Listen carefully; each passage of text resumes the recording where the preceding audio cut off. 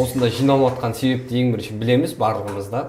Кеше қоңырау соққанда, шақырғанда, жалпы ұсыныс білдіргенде барлығымызға не жайлы болады, қалай болатынын бір шет жағасы ескертілді, қалай барлығымыз түсіндік. Енді Токио Олимпиадасы биылғы жылдың бір жалпы ақпараттағы ең бір үлкен бірнеше күн бойы және бір ай бойы жұрттың назарын аудартқан бір ерекше ковидтан кейінгі. Ковидтан кейінгі жайт болды. Оның ішінде Қазақстан, Токио Олимпиадасының ішінде Қазақстанның енді қола дәуір басталды деп түрлі қызықтар шықты. Содан бүгінгі басқосу, жиын, талқылау, жалпы подкаст сол Токио 2020 деген тақырыпта. Сонымен жалпы Токио Олимпиадасына көңілдеріңіз тола ма? Ең бірінші осыдан көңілдеріңіз толды ма? Қалай өтті? Қандай әсер берді жалпы? Оның ішінде Қазақстанның жетістіктері деген секілді. Ерекең айтсын енді. Талай додаларды көрген жігіт қой. Ашылу жабылу салтанаттарын. Рахмет. Аллаға шүкір. Енді ойлаймыз, мынау жоғынан бар дей ма? Шүкір 8 қол алып келсек те Қазақстанға соң өзіне шүкіршілік етіп осы барына да көңіліміз толады. Неге десеңіз, енді бұны алмай қаламыз ба деп та қорықтық сөзіңіз. Бұда жоқ болып қала ма деп па? Алмаған мемлекеттер бар екен ғой, қазір вообще да. Алмаған мемлекеттер де бар, иә. Жартысы алмапты ғой келгендердің. Бұл жерде енді балдардың көбісі жаңағы соңғы кездері пандемия деп, анау кінәлі, мынау кінәлі деп жатыр. Бірақ менің өз ойым Сылтау, иә. Өз ойым спортшылардың. Неге десеңіз, бізде болып жатқан пандемия басқа мемлекетте де болды. Бізде бизнес болды. Бізде болған жағдай басқа мемлекетте де болды. Сол себепті біздің спортшылар қалай дайындалса, олар да дәл солай дайындалды. Енді артық болса артық болған шығар. Кем болған жоқ деп есептеймін. Енді барына міне Жәкеңде көп спортқа деген жанашыр ғой, барлық жағынан жазып, әлеуметтік желідегі нелердің тартыстарын көріп жатырмыз. Жәке қалай ойлайсыз? Токио деген сөз көп айтылды ма, қола деген сөз көп айтылды? Қазақстанда. Қазақстанда, иә. Енді жоқ, бірінші содан бастаңызшы. Қола ма, Токио ма? Карантин дейтін жүгіп болған сияқты. Енді әсер мен екідай болып тұрды. Бір жағынан қарасақ, енді жүлде алып келдік, көңілден шығатын сияқты. Екі жағынан қарайтын болсақ, бұрын біз алтын алып, күміс алып үйреніп қалғанбыз ғой. Алтын жоқ. Соған жаман үйреніп қалған. Иә, алтын жоқ. Бізде, яғни нәтиже төмен деген мәселе ғой. Енді мен өзі бұрын 7-ші орындарда бір команда. Бұрын енді 30, 20 аяқ 30-дың. 2012-де, иә. Ол кезде 10 мен 30-дықта болдық, 27-ші орында болдық. Алғашқы 3 күнде 4-ші орын ма дегенде тұрдық қой. Винокуровтың алтынымен. Уақытша қуаныш болды ғой, маған ауыр соның өзінде 4 күн. Германия, Италия дегенде біздің артымызда тұрды. Ой, олар менсінген жоқпыз ғой. Енді бұл жерде сол негізі сондай. Иә, Винокуровтың алтыны ғой. Ол жағы бізге теріс әсеріне беріп кетті да, біз соны үйреніп қалдық.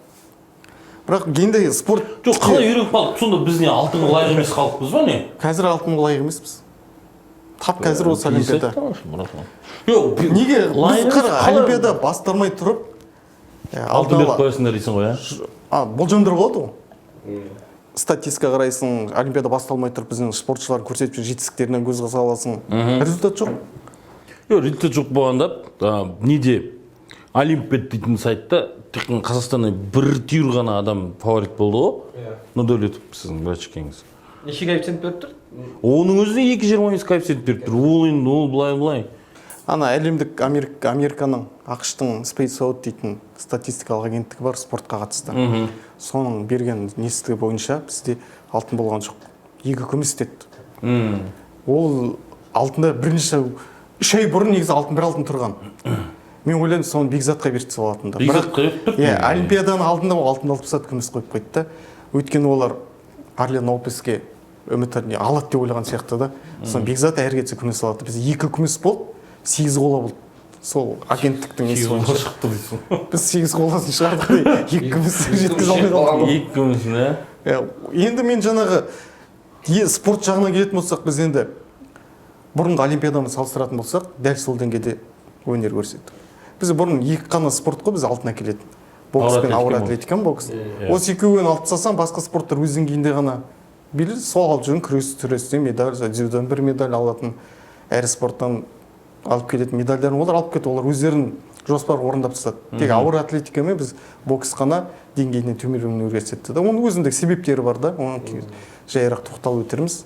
Сондықтан мен жаңағыдай енді катастрофа деп қайсысына көбірек ренжисіз, ауыр атлетикаға ма, боксқа ма? Спорт басқармасына ренжимін. Біздің жоғары. Жоқ, жалпы дейін да, видтардың түрін айтып отырмын мен, салыстырып. Енді екеуін бізге ауыр атлетиканы айтын келетін болсақ, жан боксқа жақын ғой. жоқ, мен бәріне бірдей қарап отырмын. Сол бүйтіп отырмын. Ауыр атлетика келетін болсақ, өздерің білесіз, 2 жолдама берді бізге. Оны мен істейсің, 2 медаль. Максимум 2 медалім бар. Бұрынғыдай 10 адам апарып 4 алтын әкелетін жағдай болған жоқ қой бізде. Пекинде, Лондонда алтын әкелді. Әңгіме жоқ. Тартып алды. Риодан әкелді. Рахим Ниджатов дейтін ол Азербайжандық легионер. Мына жолы енді патолог екеуін жеткізіп тұрған соң 2 қола өздері айтты ғой, максимум 2 қола әкеліп берді. Бокстың да өзінің себептері болды. Не үшін алтын алмай қалдық деген да. Мен алтын алмады деп тағы жігіттерге жаттықтырушыларға ренжи алмаймыз, өйткені қолынан келетін жасады. Біз ауыр атлетикадан бір ғана қол алдық. Қой, біреу братан. Біреу шетелден келген Чиншанломен игры. Чиншанлоны біз шетелден жалдап алдық қой.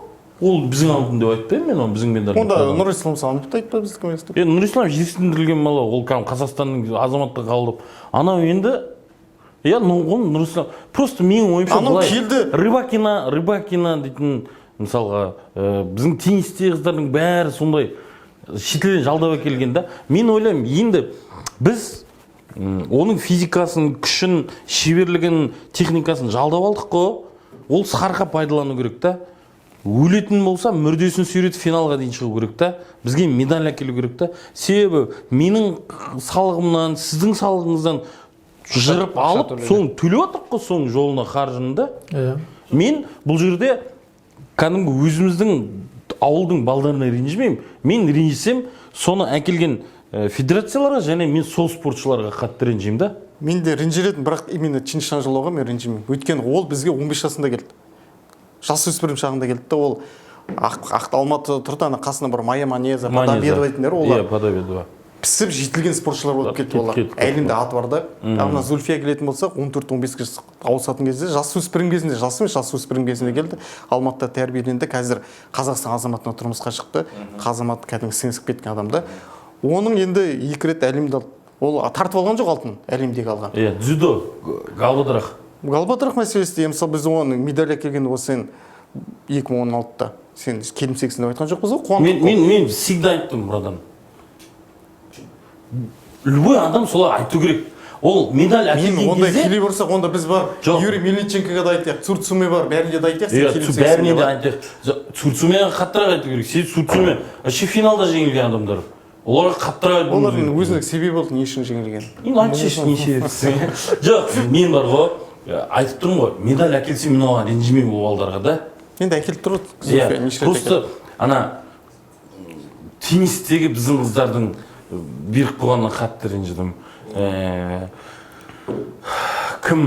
Күннің астында оңай емес деп асқар жазған өздеріне. Асқар ма? Тенниске келетін болса, онда бұл теннистің да... Дегенде күннің астында дейтіндей, ол жерде алып баратқан жоқтың бәрі күннің астында оны енді жоққа шығара алмаймыз. Өйткені спортшылардың өздері де, журналистер де жазып жатыр сол жерге адамдардың. Руслан Меделбек дейтін бізде үлкен журналист бар, өзі айтады, қапырық мен ана жерде спортшылар білмеймін, мен өзім ана жерде өзіме қарап тұрып маған қиын болды дейді да. Енді тенниске келетін болса айтып отырсың, жаңа министр болды. Жаңа бірақ бір қуантарлығы біздің жалғыз Рыбакинаның жетістігінің өзі аналар жуып шайып кетті ғой. Жүлдеге сәл қалды кіріп кетуге. жоқ енді смешкісі ол жерде де Ақтау бола ма? иә мен ақтау алған жоқпын, мен исламды айтамын қазір. теннисшілерді айтамын да, Иә, брат. енді жанып тұр, өртеніп тұр деп әңгіме қазір соны не істеп жатыр ғой, ақтап жатыр ақталып жатыр да, ысы дегенде біздің мемлекеттің ішінде бар ғой ондай жерлер. Теңіз жағасына келсе міне дайындалсын бар, ашық жер, ашық алаң, қандай грунт керек па, корт па, не зат ана ішінде бөлінетін бәрі бар. сол бәрі хард бар бізде. Келсін теңіз жағасында бізде 45-50 градус болды, сол кезде дайындалып қамтамасыз етіп береміз дейсіз ғой. бәрі істеп беріп. Зато біздің Маңғыстаудың спортшыларының, Маңғыстаудың теннисшілерінің Стимул болады, көтерілуіне. Рыбакинамен ойнап жүрсе, иә, мысалы қарындастарымыз. Біздің Қазақстанның ішінде Яспен ойнаса мысалы. біздің Қазақстанның ішінде жасаулы шетелде кету керек. Қазақстанның ішінде бүкіл жағдайлар қай неге алып қарайтын болсақ та келмей ма, бірақ келетін несі, ауа райлары келетін жерлер соған барып сонымен дұрыс айтасыз. дайындалып. Мысалға Ресейдің бүкіл күрес құрамасы барады да, Новосібірге барып дайындалады да, себебі Токиомен максималды Владивостокқа барып дайындалады, максималды жақында несі ауа райы да. Соған дейін дайындалып барады да, Токиоға барып фукетке олар қалады келмейді да. дейді да. Өзбекстан Бізге келмейді ақтауға дайындалуға, бізде олардың графигі түгел дейді да, толып тұр дейді да. Егер келмейтін болса, онда сылтау айтпау керек та, және күн ыссы болды деп бізде тұрсыз. ауа райы қолайсыз болды дейтін сылтау айтпау керек. Сол әңгімелер, ол қарайған миллиардтап ақшаны ол басқа жерге жұмсап, басқа мемлекетке апарып кеткенше өзіміздің мемлекетте әкеліп әңгіме жоқ. Ол мемлекетте барып жатқан жерде біздің мемлекетте де бар ғой, барсын міне салынған рексистің ішінде теннисный корт жатсын, айналып беріп қайта спорт, әр спорттан өзіне видіне ауысып кетіп жатыр да, жалпылан былай алып қарайтын болсақ бокс, например, былай не қандай басқа не үшін бізде көрсеткіші көңіліміз тола ма, толмай ма? Не үшін бізде жетістік жаңа мен үшін толады. Өйткені бізде олимпиадада 50 түрі спорт бейт болды, қазір бәріне тоқтарып шығатын болсақ ұзақ отырамыз да. Жоқ, біз медаль алған спорттарға тоқталып отырық қой, және ала жаздаған спорттарымызға. Просто жаңа теннис жаңағыда кішкене сылтау дау болған. Сол тақырыптарға. Мысалы біз таэквондоға жоламаймыз мысалға. Біз садақатқа жолай алмаймыз. Карате жақсы. Осы екі спортқа мен жолағым келіп отыр, сенің айтқан. Каратеге респект. Сіз жолатайын деп пастаса отырмын ғой. Садақат айтып кеткен. Садақаты ма? Садақаты бізде енді қанымызда бар дейсіз ғой. Қанымызда бар, иә. Қанымызда жоқ бізде. Қанды не жоқ, жиі татысын, соғысқа жоқпыз өзі. Садаққа қатысқан жоқсың ба? Европалықтарда қанды алып жатқан адам ғой соғыс атқанда. Түріктің баласы ол түркі. Мен аталар жаназаларын шығарып жүрген Қол деген жоқ. қанымда жоқ. қазір бір жігіт маған жақындап жүр. Садақатыдан 29 шағын ауданда жаңа үйлер тұр ғой, баяғы кімнің нешінші дом еді? Нұрлан үйлері ме? Жоқ, Нұрлан үйінің мына жағында, Нұрплазаның артында тұрған дом. 24, соның астында не бар екен? Подвал бар екен. Подвалдың ішінде жаңа садақататын 25 метрлік арендаға алып істетіп отқан екен сол жерде. Соның иесін өзін президент қылып отырғызып қойды дейді.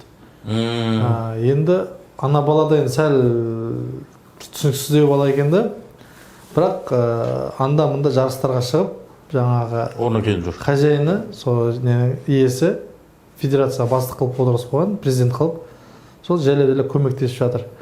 Енді ол да былай айтқанда жаңа дамуына, бір одан бөлек ана бала маған келіп менімен сөйлескен кездер мен оған айтамын, ешқашан дүнияға қызықпа. Бар ма, например, 5 теңге түсті ме, міне бүгін 5 теңге түсті, 10 теңге түсті, міне 10 теңге түсті деп барып айтып отыр бастыққа. Ол қуансын, білсін. Ол тұрады да неге менен сұрайды деп сондай маған сұрақ қойды да. Неге менен сұрайды деген қалай? Неге менен қанша түсті, қанша не болды деп сондай немен. Мен айтамын, ол енді осындайлардың арқасында біздің көп спорттар дамымай қалып жатыр да. Жоқ, енді мен ол инвесторды түсінемін, себебі ол кісі салаңшасын шығарғысы келеді ғой енді. Оны да түсінемін. Потому что ол бизнесмен, ол спортсмен емес қой, ол бизнесмен. Мен бапкерлерді айтамын, сол бапкерлер ашып сол жерден істеп жатқанын, 5 теңге түсті деп айтпай, айту керек. тартып қалғанның өзі үлкен қателік деп минус ойлаймын. себебі инвесторға сен неғұрлым ашық не болған сайын ол да не істейді ғой. Оған қызығушылық пайда болады. Қызығушылық мына жерден былай істейік деп мүмкін оның бір қаланың шетінде бір әдемі жерлері бар шығар. Сол жерден үлкен қылып салып берейін деп айтатын шығар. Ол сосын олимпиададағы жарыстар сосын подвалда өтпейді, андай ашық жерде өтеді. Ол күні жел болуы мүмкін, сондықтан теңіз жағаға шығып дайындалсын олар. Айтыңыз. Жоқ, кішкене подвалдың ішінде тигізіп үйренсін бірінші. Жебені тартып үйренсін. беті қайтып қалар дейсің. Балыққа. Жебені іздеп кетіп қалар. Мына негізі бар ғой. Жаңағы садақ ату деп мына бізде. Мына олимпиадада қатысқан спорт түрлері біздің Маңғыстаудың Қазақстан құрама командасының олимпиадада бізде жолдама қанша? 98 болды, 97, соңғысынан Худяковпен 98 болды ғой. Бардық, қатыстық. Соның әр түріне қатысатын болсаң, бокс пен ауыр атлетиканың жаңа деңгейін айтты ғой. Басқа спорттармен жаңа күресті айтатын болсақ, еркін күрестен, дұрыс еркін күрес қана бізде көрсеткішпен әкелді, бірақ ана грек-рим күресі мен әйелдер күресі дейтін бар ғой. Олармен көңіліме шыққан жоқ. Бірінші кездесуінде ұтылып қалды көріндер бәрі. Енді екеуі де, үшеуі де үш спорт түрі де бір федерацияның қол астында. Солай ғой. Барды неге еркін күрес шеберлері көрсеткіш берді. Енді Нұрислам Санаевтың қоласы бар. Ниязбеков пен жаңағы Қайсанов 5-ші орын алды, 3-ші орын күресі ұтылып қалды. Ол да әйтеуір көрсеткіш қой. Енді айтам, жаңағы айтып келген осының жауабын біздің Ислам Байрамов дейтін ағамыз айтып берді ғой. Неге жаңағы біздер жарыс болатын кезде бір апта бұрын қалғанда келеміз жарысқа перед ненің алдына. Неге біз жаңағыдай Ресей сияқты Владивостокқа келісіп, соның базасында неге жаттықпаймыз деп. Бізде климат бірдей. Кешіріңіз, бір ұсақ. Мысалы Ресейдің бір баласы мен біздің бір бала құраманың мүшесі та, екеуі кездесуі мүмкін финалда. Екеуі бірге күрестіре бере ма? Күреседі, бірақ Сіз бокстаса бересіз ба? Бокстаса береміз. Жоқ, ол бокстасқанда ол 100% ашылмайды. 100% ашылмайды. 100% күресе береді. Бірақ жоқ, көрсетпейді да шын шеберлігін. Шын шеберлігін көрсетпейді. Жаттығу бірақ ол істеп жатыр, жұмыс істеп жатыр. Ананы сезінеді. Спортшы болғаннан кейін, енді спортшы болғаннан кейін оның қателігін қарап, оның қай жерінде қате жібереді деп. Өтірікке сен өзіңнің істейтін әдісіңді оған көрсеткен сияқты боласың да, бірақ одан ол не пайдаланғысы келеді. Ең ана қу спортшы болатын болса, сол заттар пайдаланады. Ақылды, иә? Қу спортшы болса, сол заттар пайдаланады. Аңқау кәдімгі бүйтіп қолын бір сөйтіп баса беретін болса, онда Ресейдің құрамасы оның үстіне күрестен кәдімгі дұрыс құрамалардың қатарында ғой. Әрине, әлемде бірінші нөмір өйткені бар. Енді соларға барып дайындалса, біздің балалар аналардың денелерін ұстап көрсе, терісінген психология, соның еліктеу деген сияқты. Жоқ, ерге күреске келетін болса, негізі бізге барып жүр, Дағыстанға жылда барады ғой. Бүкіл спорт жоқ, Дағыстанға барғанда Ресейдің сол күресі Дағыстанға орталығы Ресейдің ұлттық құрама командасы басы Дағыстанда ғой. енді былай қарайтын болсақ, Дағыстанның өзінің ішіндегі құрамасының өзінде мына Ресей Федерациясында қалған спортшылар бар ма? Қалды ма мына жерде? Одан 2-ші, 3-ші, 4-ші составтар бүйтіп жан-жаққа бөлініп кеткен. Әр мемлекетке кетіп қойған бүйтіп. Жан-жаққа жоқ боласың, иә. Сосын ол сондай бір. Екіншіден, қай вид спорт болса да мықтыға апарып, олар ойлайды, мықтыға барған кездері баланы сағысым қылады деп ойлай ма, сондай бір нелер де бар. Спорттағы несі. Например, неге жаңағы біз енді футболды неге апарып салмайды деп мен бір-екі кісілерге не айтқам. Енді мықты, содан жайлап бастайтын деп. Ол жерде барып өйтіп қалады деп. Ол күресте де ондай тактика күресте де бар, боксте де бар, ондай тактика басқа неде бар. Былай қарайтын болсаң, енді келіспегенде де былай қалып қарайтын болсаң, олар бүйтіп қарады да, бүкіл әлемде мына салмақта кім мықты деп бүйтіп не қылды да, бүйтіп қарап, мына салмақта кім мықты, сол мемлекетке апарып жаттығуым керек дегендей. Мұхтархан ағамызды 2000 жылдан алдын жалғыз өзі ауыр салмақта болғаннан кейін ол барады да олимпиададан алдын Кубаға барып жаттығу жасады сол жақта. 2 айлап жатты. Сосын кім бар мықты? ағылшын бар ма, ағылшындарға барып дайындалды, Америка ма, Америкаға барып дайындалды. Өзбектерге жаңағы Саидов мықты ма, Саидовтың қасына апарып, кәдімгі екеуі мен өз көзіммен көрдім. Саидов екеуі бір үйде жатыр. Екеуі кәдімгідей әңгімелес, дос, қарсыласы, иә, Олимпиада қарсыласы. Екеуі деген бір үйде жатты кәдімгідей. Соны көріп мен таң қалып, бізге келіп, почти бір 2 айдай болып кетті сол кезде. Иә, Саидовпен бірге дайындалып, жаңағы жалпы физикалық дайындығын өткізіп алды. Одан бөлек жаңағы сосын жаңағы кім, Рыбалкабаны қайтып ұту керек болады. Ол Кубаға барып дайындалды. 2 айда сөйтіп сол жерде жүрді. Одан кейін үйреніп алды. Одан кейін келді Рыбалкаба сияқты бойы 2,5-3 метр баскетболистер тауып Европадан солармен параға тұрып жүрді. Ол деген, ол былай қарап отырсаң, баскетболистер ол деген бокс не екенін білмейді деп ойлайсың ба? Жоқ.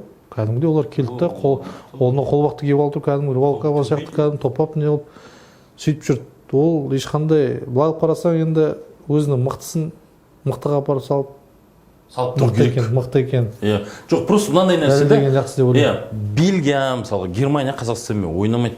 Оларға жылына мысалға бөлінетін 4-5 товарищеский кездесу болса, оны ол Қазақстанмен 14-0 қылып ұту үшін олар ойнамайды. Ол лучше Италиямен ойнайды. Жоқ, ойнамай ақ қойсын. Жастарымен ойнасын. Жастарымен ойнасын барып. Жастарымен дұрыс айтасыз. Жастарымен ойнасын, бірінші жастарымен ойнап көрсін. Жастарын ұтқаннан кейін мына жастарды дұрыс айтасыз.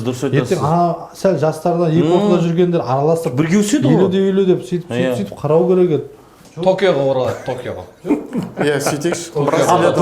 Риодан қайтайық. Так, Токио қай жеріне келіп еді? Токионың 8 қола. Жалпы әлі бір 8 қолаға етене кіріп кеткен жоқпыз, жалпы әлі бір. Давай 8 қоланы бар ғой. Каратеге көңілдерің толды ма? Кім? Бекзат? Каратеде жақсы көрсетіп. Бекзат, бүйтеміз. 8 қола ғой.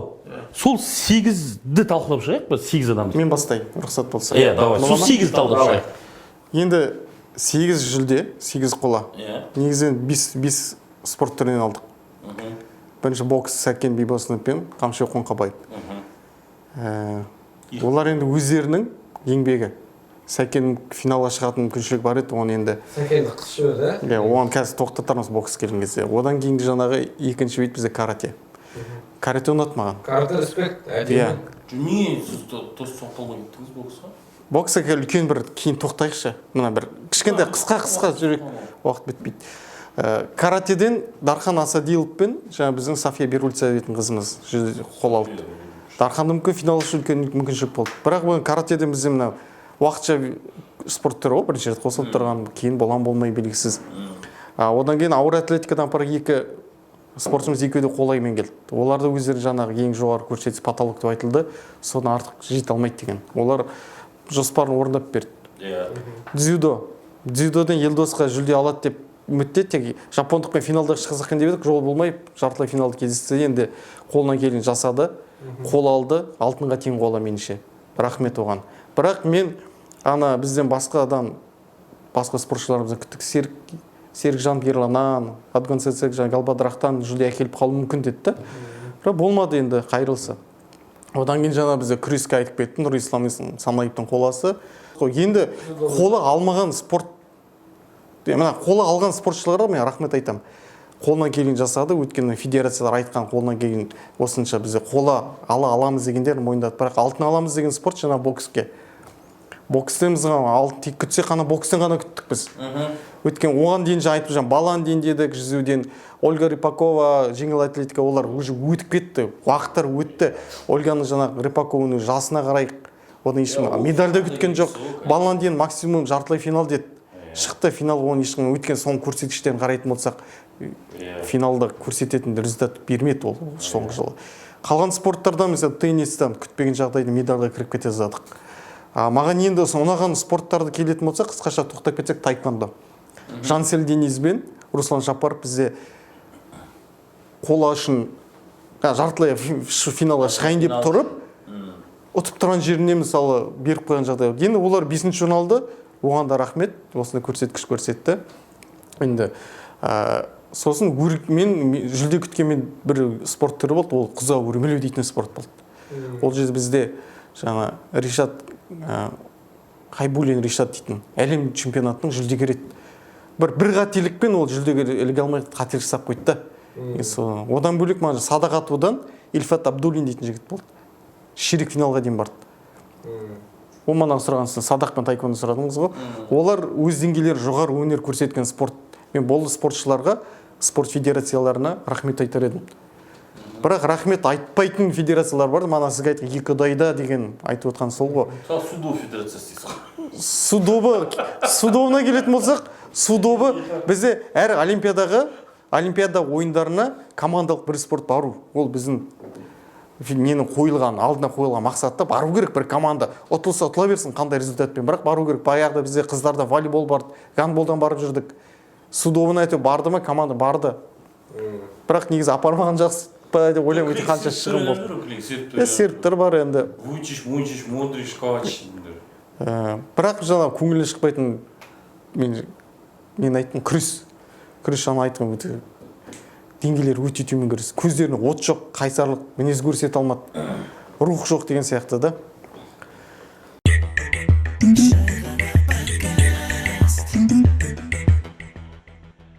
Енді ана басында ең осы басталатын кезде Бекзат бұндай сұрақ қойдың ғой. Жетістік не айтасыздар? Мен жаңа басын айттым. Ауыр атлеткен бокстың арқасында біз жетістікке жетіп келдік деп. Бұрындары көп айтады, біз ана Атланта дейді, Сидней дейді. Мен айтар едім, Атланта мен Сидней алғашқы біздің екі олимпиада 10 жылдық біздің емес, ол Кеңес одағының мектебінің спортшыларының арқасында сондай жетістікке жеттік.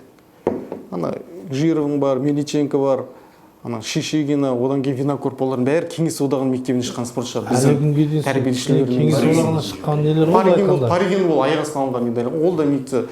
Ал біздің Қазақстан мектебінен шыққан спортшылардың жетістікке жете бастауы біздің Афиныдан басталды. Біздің Бақтайыр Артаев пен Головкин Геннадий барды. Достар бір құрамада жүрген жігіттер ғой. Содан бастап біздің мектебіміз жеңіс бере бастады. Содан бастап сана алтын кімдер болды? Артаев, одан кейін Сәрсекбаев, Сапиев, бокс. Одан кейін дүзген ауыр атлеттер алды. Ауыр атлетика біздің допинг дауға байланысты шеттетілдікті, бармай қалдық, 2 адамға рұқсат берді. Енді мына олимпиадада осы неге бізге бокс алтын әкелмеді деп бәрі айтылатын сол. Ердос така өзінікін қосып айтар. Мен өткен бокс саласында мен 12 жыл қызмет еттім ғой. Айтып өткен жаңа бізде 2 себебін айтар едім. Біріншісі, мына осы олимпиада ойындарын бұрын АИБА дейтін халықаралық бокс федерация өткізіп келген болса, осы жылы халықаралық олимпиадалық комитет өткізді. Өз алды, Өз алды. АИБА шеттетіп тастады. Және де сол жердегі төрешілерді, техникалық делегаттарды осы олимпиадалық комитет өз таңдады. Бекіткен Ватанаби дейтін мына гимнастиканың президенті бар, сол кісіге тапсырды. Шыққан тегі жапондық. Сол кісі таңдап алынды. Енді қандай төрешілер қабылданды, біз ол жерде жүрген төрешілерді де көріп жүрдік. Біздің жарыстар Ақтауға да келіп жүргендер болды. Басқа да жарыстардан көріп жүрген судьялар бар ішінде, бірақ танымайтын судьялар да болды. Бізде мына көбіне Африка елдерінен, Шри-Ланка дейді, басқа да бұрын бокс жоқ жерлерден алып келген төрешілер болды. Оны неге бұны АИБА бастап келгенсін айтып бастадым, себебі бұлай көзара тартушылықтар болды. Басқа жаққа қарай, әсіресе мына батыс елдер бар ғой. ақш бар, Ұлыбритания, Аустралия деген сояқтың спортшыларына сәл басымдық берген кездер болды, оны жасыра алмаймыз да. Соның бір көрінісі Сәкен Бибосын кездесуін Ұлыбританиялықты ұрып тұрды. Оны басқа да елдің мамандары мойындап, төрешілердің өздері мойындап тұрды да, бала ұтып тұр деп. Сол ұтып кеткен Яфай дейтін жігіт не болды? Айналып келді, олимпиада чемпион болды. Өзі таңғалды ғой. Иә, бұлай қол көтеренді көрдіңіз ғой. Ол жаңа бірінші болды. Төрешілер неге ондай бізге қарсы деп сұрақ қойылып жатыр да? Сонда айтсаң айтады. Қарсылықта емес қой сол кезде. Сен ба жазған әйтеуір Фейсбуктан біреуден оқыдым. Ана Яфайдың шыққандай араб.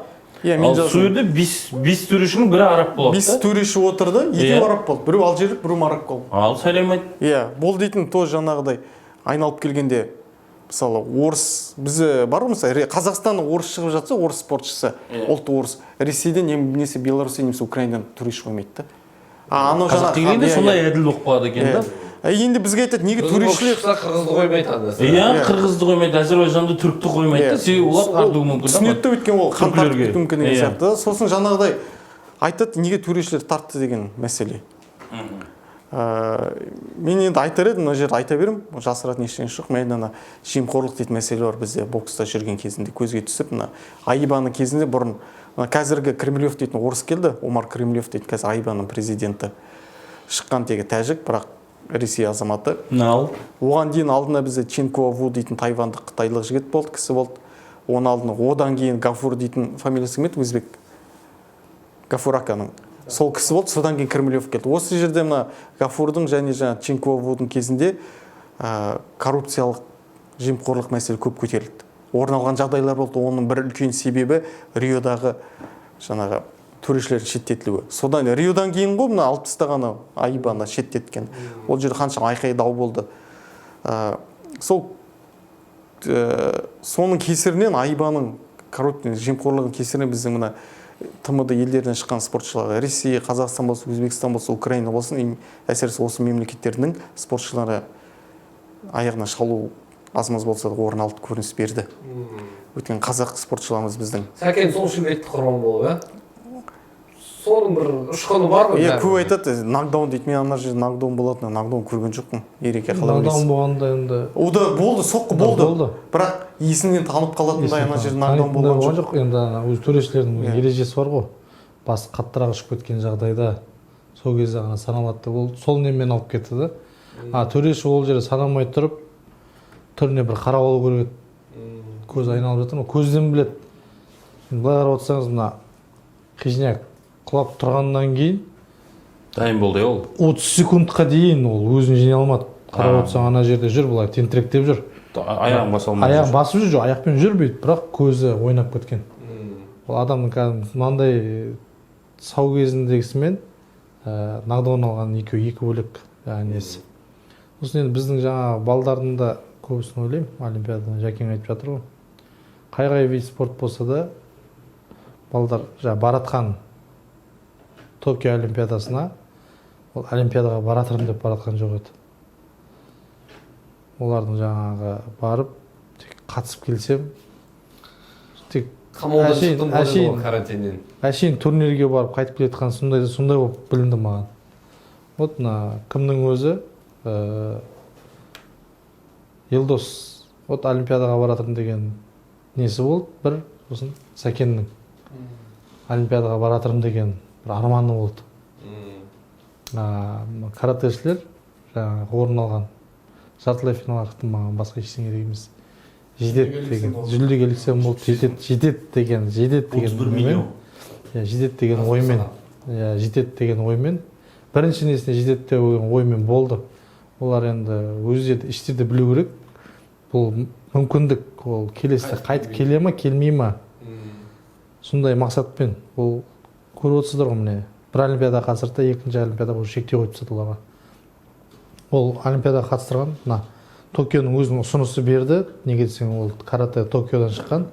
Токио өздері ұсынысын берді, өздерінің несіне кіргізді. Сол сияқты ғой. Бірақ сол мүмкіндікті пайдаланып, чемпион болуға мүмкіндіктері болды, сол чемпион болды. Еркемен осы демек ертең болашақта Қазақстанда өтетін болса. Жоқ, менде мынандай да, жаңа ерек жоқ, мен кешеде Жәкеңді айттым, осыны Бекзат осы хабар түсіреміз дегеннен бастап, әуелден ойымда жүрген мәселе, бізде құрамада мысалы 98 видтен адам кетсе, оның бір 200-300 спортсмен кетсе, делегация кетсе, соның ішінде шенеуніктер, фотографтар, аналар, мыналар, массажистер, құлақ шұқитындар, орамал желпейтіндер, бірақ бір түйір психолог жоқ та. Бізде Қазақстанның ішінде спортивный психолог жоқ. Мен айтып тұрмын, соны спортивный психолог жоқ. Мен соны айтып тұрмын. Жоқ екен өткен бір оны Айнұр Тұрсынбаева деген психолог айтып тұрған жоқ. Сондай сияқты психологтар айтып тұрған жоқ. Вообще спортивный психолог. Вот сол Рыбакина әуелден айтты, қыздар, жігіттер, мен 2 сетте қатар ұтсам ғана мен ойнай алам. 3-ші сетке менің физикам жеткенмен менің миым жетпейді, потому что ойнай алмайды ол уже. Мандараж уже бірде бір болып кетсе. Психология дұрыс емес. Өзін соған дайындап қойған. Екеуінен ұтылмаса шығасың. Кім шығады? Әбілхан Аманқұл шығады. Көз жарқ-жұрқ етіп шығады. бля бірдеңе жетпейді, ана балаға не жетпейтінін түсінбейсің. Мен ойлаймын сол психологияның орнында мынандай кубикті сала салатын жер. Болмаса жігіттер келеді, онда екі қылып үндіні айдап атады, былай сілкіп, барады да 10 секунд қалғанда аңқ ете түседі да. Тағы психологияда. Аңқ ете түседі деп кішкене жөндеп. Аңқ ете түседі да мысалға да. Хижак барады да мысалға 2 раунд патырлатып сабап атады да.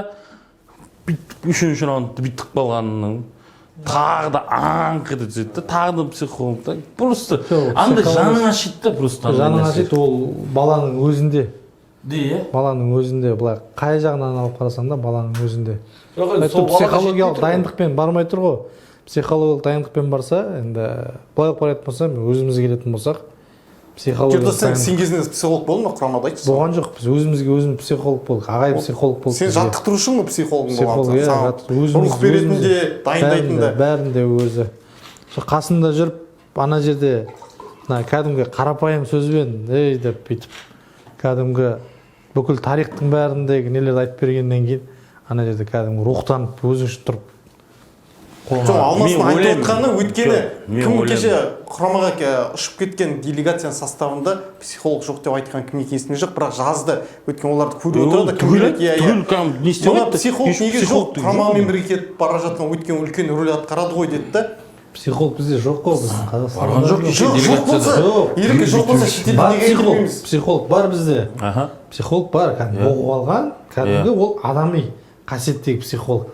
Например, бірақ спорт саласында жоқ деп отырсыз. Простой адамның психологы, сондайлар бар. Мен спортивный психолог бола алмаймын, мен мысалы. Бола алмайсың. Жоқ, ереке бізде болмаса спортшы бола алады ғой. Спортшы бола аласың да, бірақ спортивный психолог. Спортивный психолог бола ма? Бола алмайды. Болмай ма? Оны қарап, зерттеу керек. Кел, баланы, бір бала, например, маған алмас керек дей ма? Алмас қазір керек дегеннен кейін бүйтіп отырады, например, қарап, сені күнімен қарап қадағалап отыру керек. Сен келіспейтін жақтарың күнде отырып жазылу керек. Осы жақты мынаны жөндеу керек деген сияқты. Бір несін өтіп, бір этап, кәдімгі жарыстарға барған кезде қарап отырады, бәрін зерттеу керек, оның бәрін зерттеп отырып, содан ғана не шығару керек. Просто чемпионский соң ана сынып атқан жағынан бүйтіп, ана адамның бүйтіп келеді да, міне адамның өмірде бүйтіп мына текст мынандай не емес, тақтайдың беті текст емес. Былай алып қарап отырсаң, жолдың өзі текст емес қой. Адамның несі де, өмірінің өзі де, спорттағы жаңағы адамның ішінде психологиясы да, ол да жоғары көтеріліп төмен қарай түседі, сондай несімен. Ол соны баптап алып келу керек, ана ойға кеткен кезде ойдан тездетіп жоғары қарай шығарып жіберетін амалын ойлап табу керек.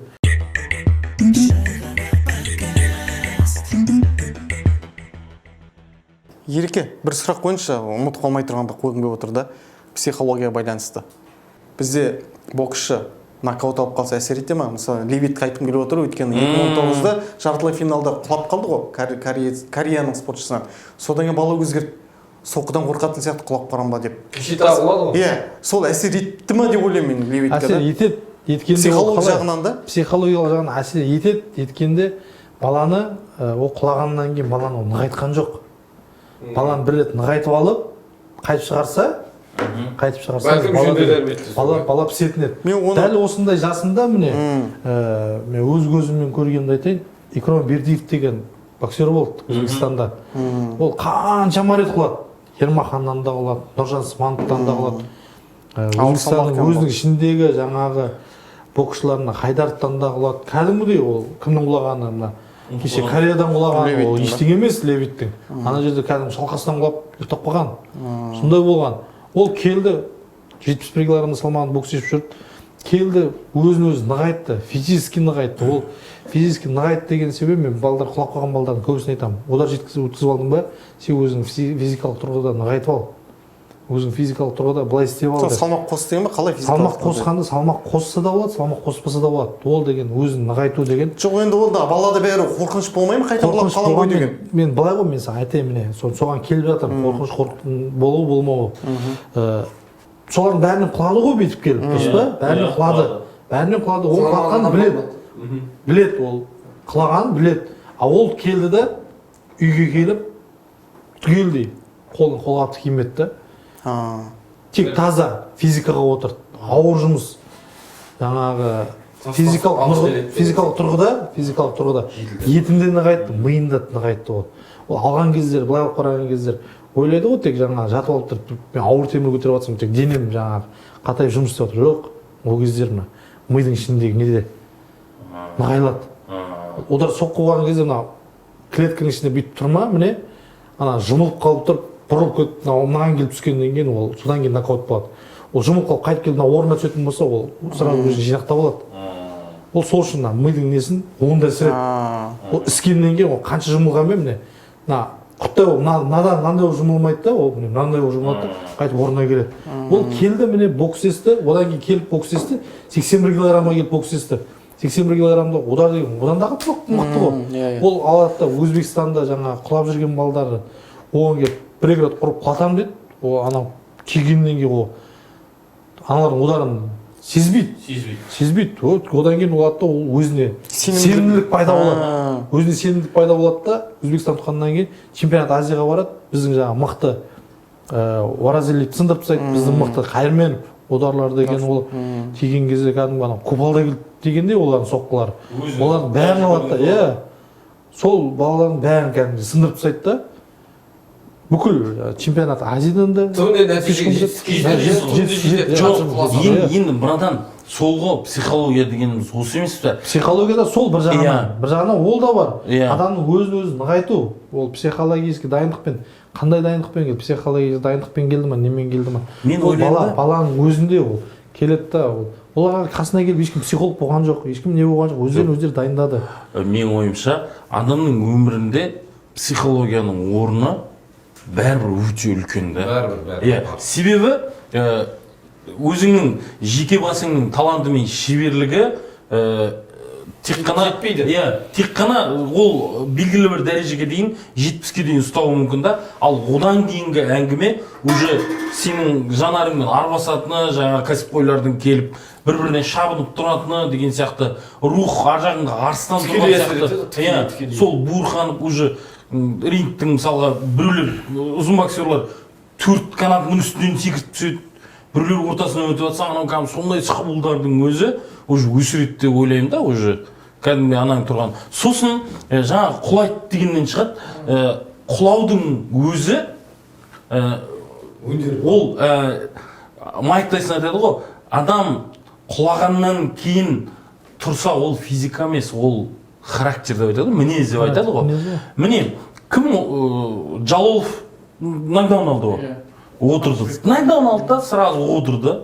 Отырып алды да, профессионалда отырып алды да, екі күшпен шабуылдап ақыр чемпион болып кетті. Біздің балалар хижнакта сөйтті мысалға да, тұрып кетті сразу. Қамшыбек тоже тұрып кетті. Левитті қара, вообще профессионал сияқты емес анау.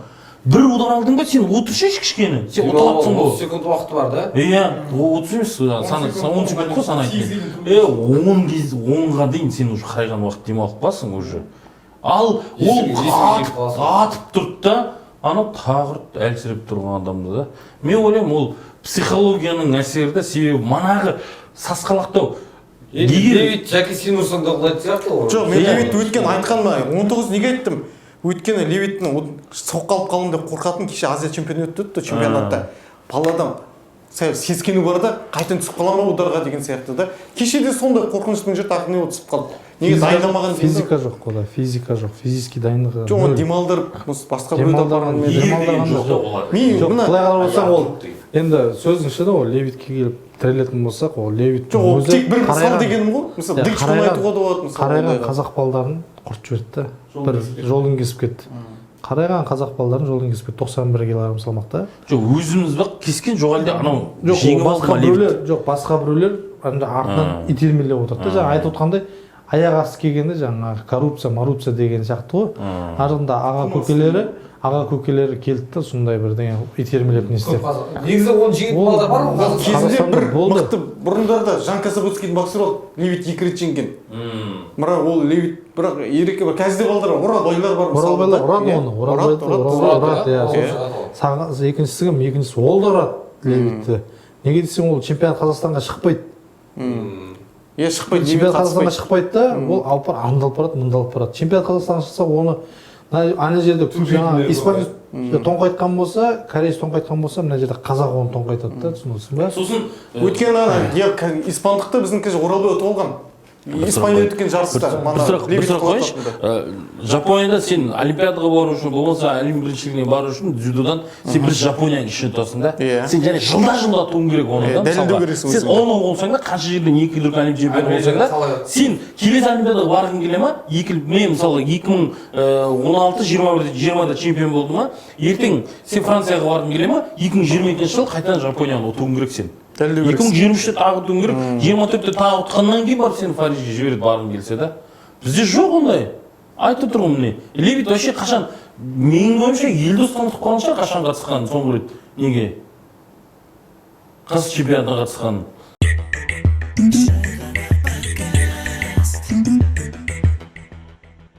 Бірінші жалпылама құраманы алайық. Бізде 8 боксшы қатысты.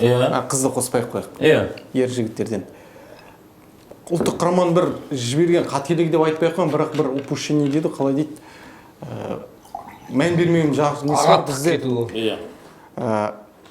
Наурыз айында Санкт-Петербург қаласында үлкен турнир өтті халықаралық. Біздің бірінші құрам, бірінші ұлттық құрам, бірінші нөмірі бір спортшылар қатысты. Келгеннен кейін, 3 аптадан кейін Азия чемпионаты болды. Ой қалып барды балдарды. Одан кейін 1,5 жылдан кейін, 1,5 айдан кейін олимпиада болды. Оған алып келді. Сол аралықта біз осы балаларды неге Азия чемпионатына жіберді, екінші нөмірді жіберуге болатын еді деген мәселе бар. Жарты жылда 3 үлкен жарыс қатысты. Өйткені оны айтып отырған себебім Санкт-Петербургқа қатысқан жігіттер Азия чемпионатына барғанда көздеріне от болған жоқ біріншіден. Өйткені өзі бәрін көресіңдер, бірде-бір алтын медаль әкелген жоқпыз. Сол құраманы әкелдік та қайтадан олимпиадаға бардық.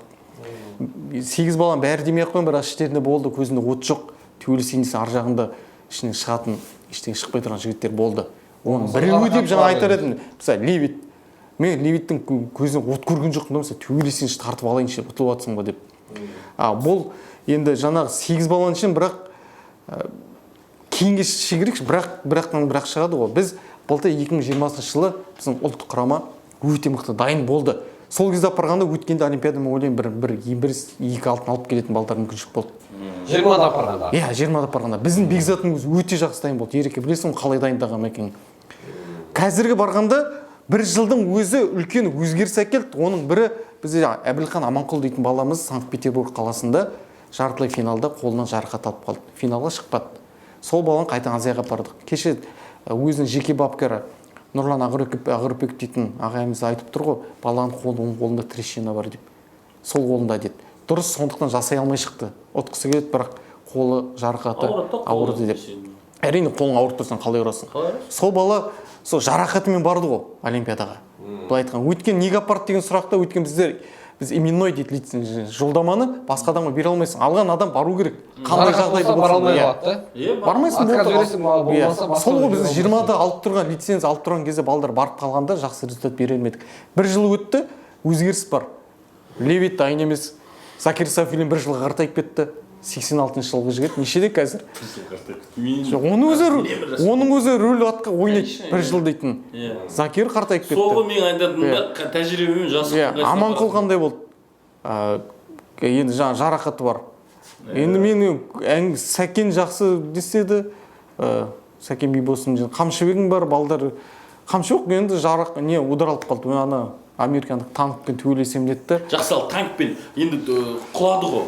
Мысалы Левит кетті енді, ол уже 90% Левит кетті тоқпамада. Ал сіз жаңа айттыңыз, 2019-да Левит Карестен құлады, сол кезде оны шығарып тастау керек дедіңіз. Қамшыбек? Мен Левитті негізі 2016-дан кейін Риодан кейін оны шығарып тастау керек еді. Өйткені ол жетістігін жетіп тұрды. Қамшыбекке керекші.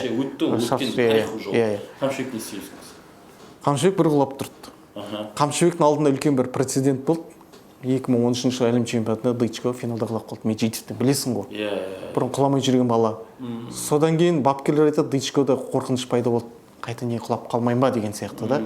Олимпиадаға бару керек. Бала өткен 2016-да Рио келе жатыр. Ертемен қорқын Қамшыбекте де сондай фобия пайда болмай ма екен? Бірақ Қамшыбекпен Дычконы салыстыратын болсақ, Дычко ұйықтап қалды ғой. Қамшыбек тұрды. Бірақ Қамшыбек айтты, болашақ жерде мына әлем чемпионатына баратын шығар осы жылы, бірақ оның алдында жоспар айтып отырмын, кәсібиге кетем дейді, кәсіби боксқа. Кәсіби боксты перчатка бөлек ол жерде.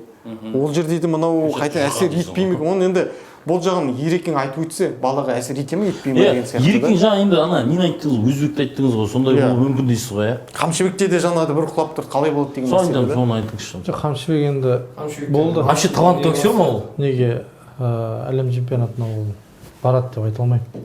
Енді биыл 21-дің әлем чемпионатына барады деп айта алмаймын. Неге десеңіз, ол қазір демалып жүр. Екіншіден, әлем чемпионатына барғанмен ешқандай профессионалға өткен жағдайда да оған ешқандай қосымша ештеңе қосып берілмейді. Неге десең, олимпиадада өзіне керек деңгейін алып алды. Ертең ақшасын бару мүмкін ғой, $100,000 бірінші орынға. $100,000 ертең профессионалдан да жасап алады оны. Бір жекпе-жекпен де жасап алады.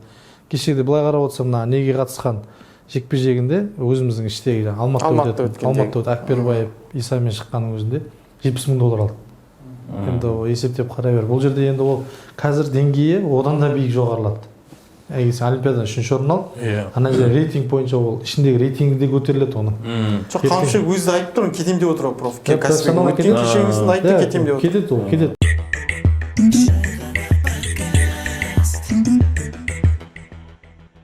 Кеше енді Тоқаев қабылдаған жоқ спортшылардың өзін.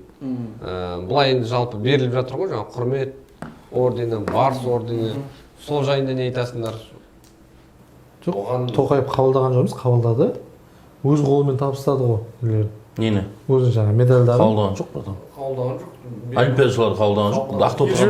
Ақтоты қабылдап, сосын Қырымбек Көшербаев мемлекеттік хатшы. Өз қолымен табыстаған жоқ. Мен айттым Тоқаевқа. Facebook арқылы Тоқа вообще қабылдау қажет емес мына жігіттер дедім. Мен қатты ренжідім. Кілең қола. Мен ойымша бұл енді мына жерде көрермендер тарапынан личный неприязнь деген нәрсе туындамау керек та жеке да. Әрине. Себебі 8 азамат біздің алған. Ол жігіттердің жеке басында ешқандай менің шаруам жоқ. Бірақ олар белгілі бір жүйенің осы кезге дейінгі қате істеп келуі салдарынан біздің толық спорт солаймен толық тоқырауға ұшырады да, дәл солар осы нәтижеге ілінуге мәжбүр болды. Енді бұдан кейін бұлай жалғаса беретін болса, біз келесі олимпиадада 2 қола, одан кейін олимпиадада мүлде ештеңе алмауымызда ғажап емес. Дәл осы бағытпен осылай жүре беретін болсақ. Бұндай жағдайда елдің басшысы радикал шешім қабылдау керек міндетті түрде. Мен Тоқаев болсам, мен даже кілең қола алып атқан кезде де мен Тоқаев енді бір твитмен бүкіл Қазақстандағы жағдайды өзгерте алатын адам ғой. Мысалы мен жазар едім. Мен Токиодағы олимпиадашыларымыздың күнде қола алған мен қатты қынжылтады. Маған спортқа реформа керек деген бір твит жазар едім да, мен уже сол кездің өзінде бытшытыла бастайтын едім. Тоқаев құттықтайтын, ол әр нәрсеге өте жаңағы объектив баға беріп отыратын кісі ретінде біздің спортшылар, біздің спорт жүйесі, біздің мәдениет және спорт министрлігі Ақтоты Рахметоллақызы Тоқаевқа твит жазуға ешқандай повод берген жоқ. Хотя күміс алтын болмағанның өзіне, хотя күміс алған кезде де мен құттықтаймын. Ол финалда өте жақсы бокстасты деген сияқты бір нәрселерді бокс жазу керек еді. Ал ең соңында айтты, спортқа толық реформа керек. Себебі біздің бөліп атқан ақшамызға біздің көріп отқан нәтижеміз сай емес. Айтты. Сөйтіп твит жазды. Мен оның алдында айттым, мүлде мына құраманы қабылдап керек жоқ. Қабылдай ма, ненің басшысы қабылдасын, жаңа НОК-тың қабылдай ма, министр қабылдасын, әкімдер қабылдасын. Даже мен спортшыларға, мына спортшыларға даже орден беріп керек емес. Оларға ерен еңбек үшін болмаса Қазақстан Республикасының тәуелсіздігіне 30 жыл деген медальмен марапаттап жіберу керек. Себебі ол спортшылардың кінәсі жоқ. Олар Ақордаға кіруге президенттің қолын алуға әбден лайық. Бірақ бір радикал шешім, бір жақсы нәтиже қойда мысалы ауа жайылып баратқанда тәйт деп қайрасың ғой. Сондай бір қайрым болмаса, дәл осылай кете берсе батпаққа батқанымыз батқанда. Мен солай ойладым. Тоқаевқа сол үшін рахмет айтамын. Рахмет әке.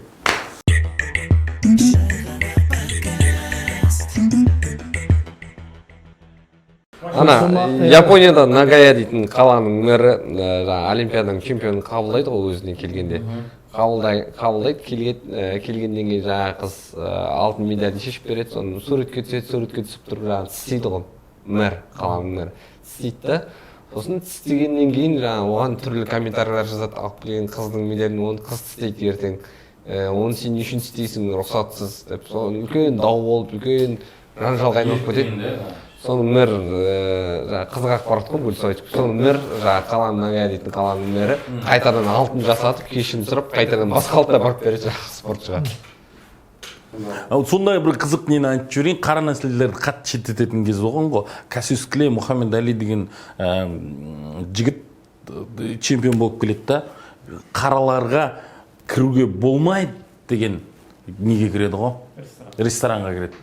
Сөйтеді да, мойнында жарқыраған олимпиаданың алтын медаль есікті ашып кіріп барып едім, официант жүгіріп кіріп, кешіріңіз, біз қараларға, түрлі түсті адамдарға қызмет көрсетпейміз, бұл тек қана ақтарға арналған. Мен айтып, мен олимпиада чемпионмын дейді. Ну и что? Басқа жерге бар дейді. Мен роман, ашу, жыным келіп өзімді қатты қорландым да, мойнындағы олимпиаданың алтын медалін шештім да, Нагаяға лақтырып жібердім дейді. Оқиға осымен бітейді. Мен бәрі жазып жатыр нелер. 1996 жылы Атлантада не болады ғой? Олимпиада болады ғой. Сол кезде Кассиус Клейдің салмағында чемпион болған кезде, боксерлер чемпион болған кезде, Кассиус Клей кімді Мухаммед Алиді қайтадан шақырады, дәл сол кездегі медальдің толық көшірмесін жасатып, мойнына арнайы іліп, оның құрметіне американ гимнін қойып береді. Мақсатына жетті ғой негізі. Жоқ, ана қарыларды одан кейін жетті ғой. Бөлшектемеу керек деген мақсатына түбінде жетті ғой. Сол кезде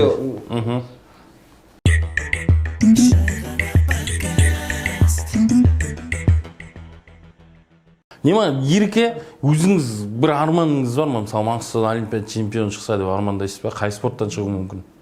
Енді өзіңіз ізашар, біздің тұңғыш әлем чемпионсыз. Қай вид спорттан дейсіз ба? Жоқ, Алмас сен келесі жыл кикбокста қосылады, бізде Қызанда дейтін жеті әлем чемпионы барып шулап отыр едің ғой. Өзі айтсың? Жоқ, менде олардың барлығы әлі белгісіз. Мына жерде келесі олимпиадаға қосылады деген самбо бар, карате, кикбокс бар, тайбокс бар. Үшеуі келесі жыл қосылды деп, қазірден бастап олар тойлап жүр. Олар ерте тойлап жүр. Жоқ, просто федерация мойындалды, жоқ қосыла ма қосылмай ма? Қосыла ма? Жоқ, мойындалды. Жоқ, әлі ешқандай анық болған жоқ. Неге десем, бұлардың үшеуінде, ол үшін, үшеуін қосу үшін, самбоны қосу үшін дзюдоны алып тастау керек. Дзюдоны алып тастау керек. Кикбокс қосылу үшін боксты алып тастау керек. Тайбокс қосылу үшін боксты алып тастау керек. Кикбокс пен тайбокс нені қосса бұл емес пе? Бокс пен кикбокс. Тайбокс пен кикбокстың біреу қосса. Қысайды екі вид болмай керек. Үшеуі де бірдей. Бокс, тайбокс, бокс үшеуі бірдей. Қалай бокс сөз аяқ бірдей. Аяқ рингтің ішінде тек тебетіні болмаса, болған қалған бәрі несі. Ол үшін боксты алып тастау керек. Мысалы, кеше болды, мысалға. Бір, сосын екіншіден. Бірді айтып кетейші, қазір ескеріп қалады. Просто 3 адамдық баскетбол дейтін бар, ана 10 адамдық баскетбол деген сияқты. Екеуі де бірге жүрді ол кеше. Бірге жүргенде олардың несі. Сұлдығын алып тайсалсақ айтеді екен соңғы. Корты басқаша олардың. Үстел теннис бар, большой теннис бар. Екеуі екі басқа. Волейбол бар, прежде волейбол бар. Жоқ, ана бокста сонда кикбокс пен жоқ, бокс. олар алаңы басқаша ғой. Скейтборд бар, ана не жатады, сайлинг жоқ жатады. Алаңы басқаша. Скейтбординг, не, сумен жүзетін жатады. Саппординг бар. Серфинг, я. Алаңы басқа олардың. Ана жерде бірге бір міне. Сонда кикбокс шарықтай лимит емес. Тайбокс. Нені, 8 кішін төбелестіріп қоясың ғой. Не, сол себептен ғой жоқ. жоқ, просто біздің ауылда бар ғой, не Қызанда не көп та, кикбокстан чемпиондар көп та. Кикбокстен қараң, кикбокстың Кубоктың чемпиондары. Мен ойлаймын, кикбокс кіре алмайды. Неге десең, кикбокс қай жерде бар? Қызанда бар. 101 деген мемлекеттен шыға ма кикбокс? Шықпайды. Соған байланысты. Ертең чемпионат мирына неше мемлекет қатысты? 15 мемлекет қатысты. Ой, ол аз ғой. Сен чемпиондар көп дейсің да, әңгіме жоқ. Қазақстанның ішінде чемпиондар көп дейді, чемпион Қазақстан болып келді дейді да. Ана жерде бар, несін протоколын көтеріп қарайтын болсаң, 2 ой дейсің ғой. 2 ой 3 бой болды. Ол соған да Солай қарайды. болуы мүмкін, иә? Ол Иә, дұрыс айтасыз. төменнен бастап қарайды. Ол көтеру үшін өте қиын жағдай. Ол көтерілуінің өзі де қиын жағдай. Самбоны былай алып қарайтын болсаң, чемпионат мирында тек 40-50 мемлекет қатысады болғаны. Муайтайдың өзі де дәл солай. Енді жаңағы олимпиада чемпион Маңғыстаудан Алла бұйырса шығады деп есептеймін. Неге десең, біріншіден бокс, екінші дзюдо, үшінші мына өсіп келе жатқан қазіргі енді жастар бар. Мына Грекарим Вольный Барбадан өсіп келе жатқан жақсы балдар бар. Солар осы 3 вид спортты айта аламын. Бокс, дзюдо. Сосын мен просто сіз профессионал спортсмен, ол үшін қазір спорт шенеунігі өзіңіз болғасын қойып отырмын да. Мысалы, мынандай сұрақ бар менде. Мысалы, бізде неге бір спортты өңірдің өңірдің табиғи ерекшеліктеріне қарай неге мысалға біз дамытпаймыз? Мәселен, Ақтауда жүзу спортын дамытуға мысалға барлық ашық теңіз бар, мысалға триатлон бар. Триатлонға мысалға қоя бер. Жүгірем десең бар, велосипед десең бар, неше түрлі жолдар сатылып отыр. Жетібайға барып кел бар. Саған қандай не керек па? Бәрі бар. Келді теңізге барып келуге болады. Теңізге түс. Жоқ, 180 километрлеп жүре береді олар велосипедпен. Жүріп барып көрсін. Жоқ, серфинг, желкенді қайық, солай дамыту. Бізге негізі қайамада керек емес қой, мұз айдын сарайы да. Бізде 8 ай жаз болатын мемлекетпіз ғой, біз деген. Облыспыз ғой, 8 ай жаз болатын да. Одан да әңгіме жоқ, бізге қысқы спорт дамымай қойсын, біз келісеміз. Қысқы спортты қараң. Біз, мен ойымша, Көкшетауға беру керек, себебі Алтай қаржатады, Ақмолаға, Астанаға беру керек та. 8 ай жатады. 8 ай қаржатады. Қарсызда дайындалуға болады. Жоқ, енді дайындалуға болады, бірақ біз 30 жыл жаңағыдай бюджет өте кішкене, өте не істеп жатқан мемлекет әр тиынды біз есептеп отыруымыз керек болса, біз неге мысалға ашық тұрған Құдайдың беріп қойған мысалға көпіріп жатқан 6 ай 7 ай жататын қарын неге пайдаланбаймыз? Өмір бойы жатқан теңіз неге пайдаланбаймыз? Балқаш, Алакөл мысалға деймін ба? Таза қар деп емес, қарсызда дайындалуға болады. Например, алас шаңғының астына роликтер салып алып, мен күнде сонымен алып алып тұр. Жоқ, Астанада сөйтіп жүр ғой енді. Жаздың кезінде дайындалып жүр. Сөйтіп дайындалып жүр. Жаздың кезінде, қыстың кезінде жоқ, дайындалып. Ол оған бізде жаңағы айтып отырсыз ғой, требория, пятибория дейтін жаңағы велоспорт деген бізде маман жоқ. Дайындайды. Дамытайық. Маман жоқ. Мысалы, 5 жылға кешігетін шығармыз да. 5 жылға кешігетін шығармыз. Біз маман дайындайық. Маман дайындайық, брадан, сіз отырсыз ғой. Маман дайындағанда маман дайындауға болады. Бірақ ол келетін мамандар, қазіргі жастар, ол шығаратын затын айтпайды. Ол мына жерде шығарғанға дейінгі талаптарын қояды. Өзінің талаптарын қояды. Білемін, иә. Өте қиын ол. Сосын оның ішінде жаңа біздің облысымызда оған қалыптасатын балдар аздау. Например, жаңа шаңғыдан шығаруға болады. Неге десек, ауылдың бәріне тегіс жол дұрыс па? Тегіс жол. Ауылдық жерден де шаңғы істеуге болады. Тегіс жолға шығарып қойып тұрып, оларға шаңғы тептіріп қойсаң, ана жерде сенеге емес, таза кәдімгі жолдармен басып қалады. Қар жоқ қой, не істейміз братан? Қар болмайды. Босқа шығын, қоя беріңізші. Теңіз, Құдайдың теңізі тұр ғой. Соған 100 балдар, 100 метрге 100. Мамандарымыз. Мен былай қарайтын болсақ. Шаңғыда маман деймін, мұндан ба? Шаңғыда маман. Иә, жоқ, вообще деген ғой. Жоқ, спортта.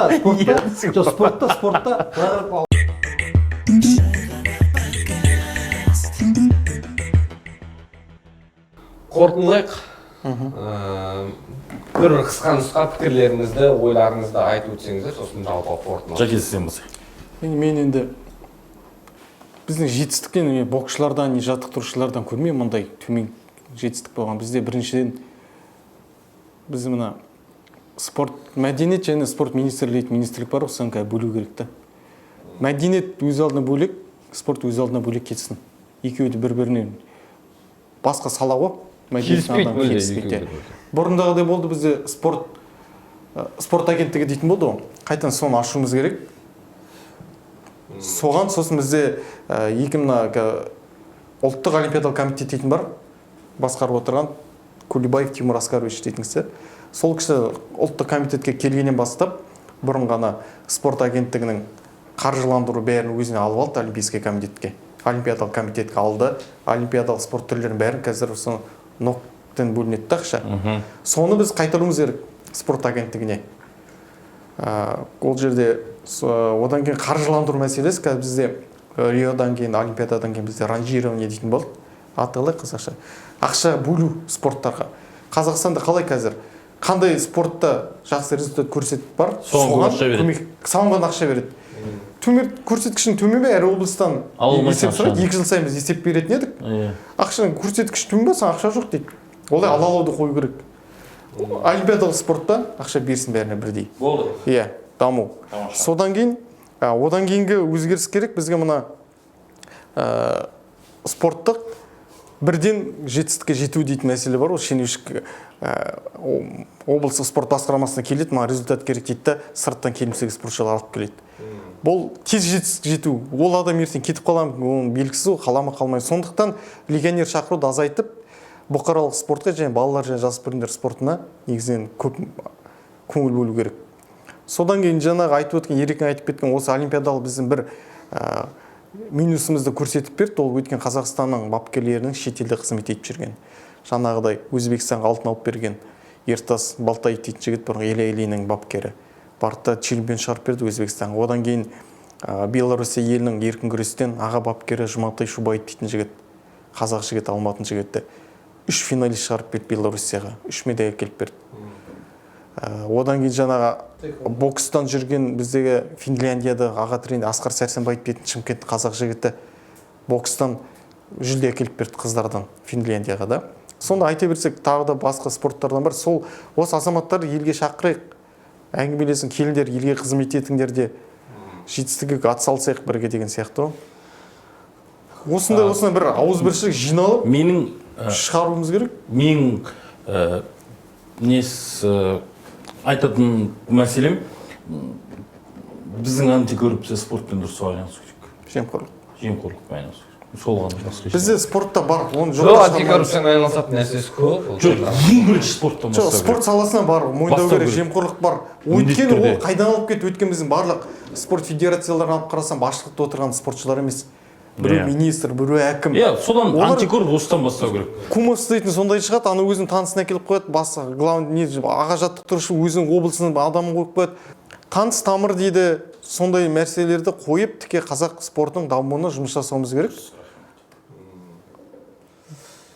Жақсы, жігіттер, алтын уақыттарыңды қайып келгендеріңе алғыс білдірем. Қазақ спорты жасай берсін. Бұйырса жасайды деп сенеміз, үміттенеміз, үмітімізді үзбейміз. Бірақ енді біз жаңағы сын әрқашанда айтылу керек деп есептейміз. Сынды қабылдай білу. Подкасттың түсірілу мақсаты да сол. Жалпы спортқа сын айтып отырып ел түзелген бұрын соңында біз енді бүкіл спортшыларды немесе елде түземесек те өзіміздің ойымызды айтайық, халыққа болып отырған спорттың ішіндегі болып отырған жағдайды білетін білмейтін мәселелерді жеткізейік деген оймен осындай ортаға талқылау салдық. Уақыт бөліп келгендеріңе рахмет.